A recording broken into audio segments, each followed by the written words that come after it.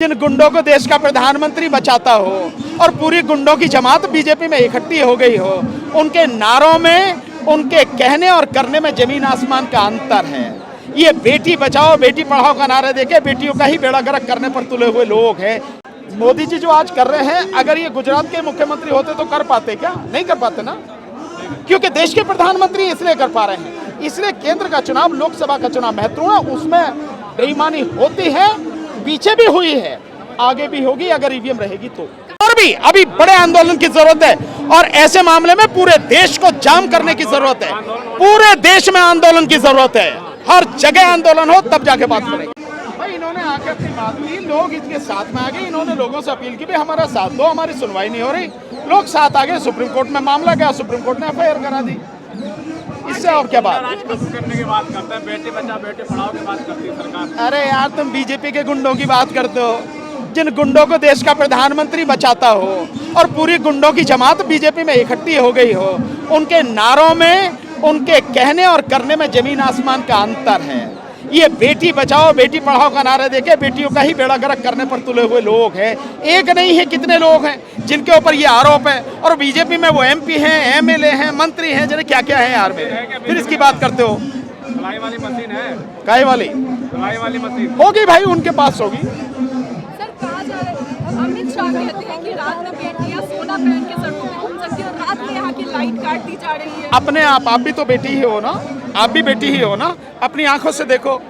अगर बेटियों को अपनी एफआईआर के लिए भी धरना देना पड़े, सुप्रीम कोर्ट के बाद एफआईआर हो, तो कहाँ सोना पहन के घूम रही हैं, कितनी सुरक्षित है, इसका अंदाजा आप लगा सकते हैं। आरोप लगा रहे कि कांग्रेस की तरफ से हो रहा है। विपक्ष करा रहा है। उसके अलावा उनके पास है क्या? हर बात में विपक्ष, हर बात में पाकिस्तान, उनके पास है क्या बेचारे?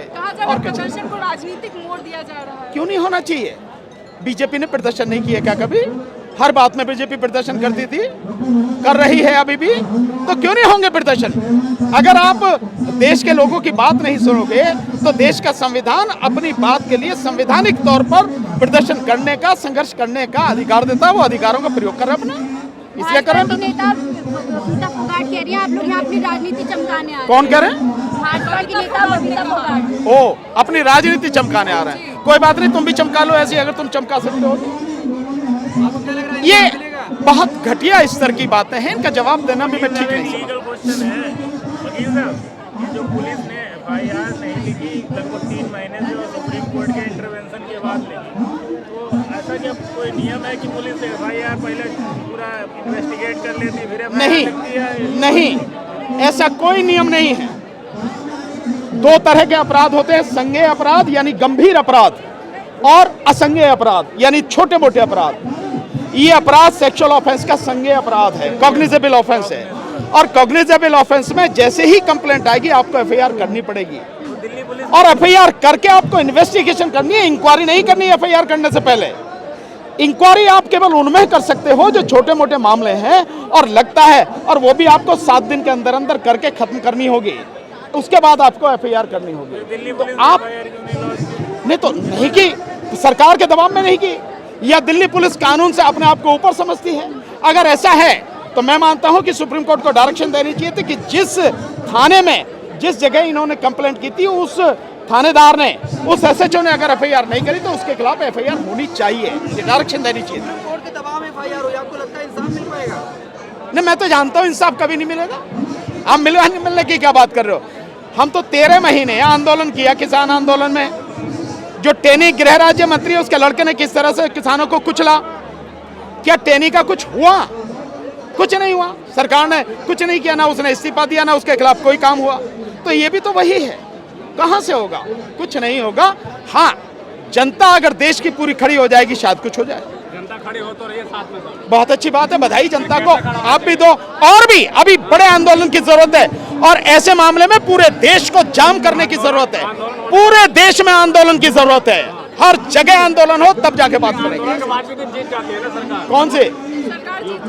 वो तो ईवीएम से जीतती है यार, इस आंदोलन की वजह से ईवीएम से जीतती है। गड़बड़ी है क्या जो ईवीएम की वजह से जीतती है? निश्चित रूप से ईवीएम में गड़बड़ी है, इसीलिए जीतती है सरकार।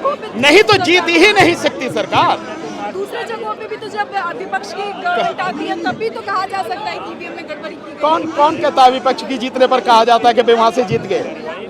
केंद्र का जब चुनाव होता है, लोकसभा का जो चुनाव होता है, वो सबसे ज्यादा महत्वपूर्ण होता है।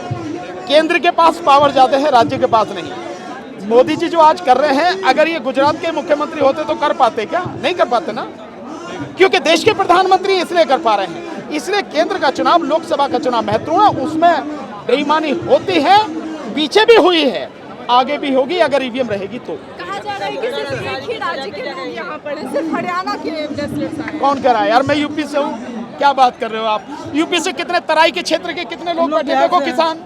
बिहार से लोग बैठे हैं, पंजाब से आए हुए लोग बैठे हैं। आप देखो ना, कैमरा ले जाके वहाँ जाके देखो यार, दिखाओ सबको। कहा जा रहा है और जगह के रेसलर्स तो कहाँ के? नहीं आए, सिर्फ हरियाणा के। कोई बात नहीं, धीरे धीरे आ जाएंगे, लोगों को बात पता लगेगी भाई। धीरे धीरे बात पता लग रही है ना, आ जाएंगे लोग बात धीरे धीरे।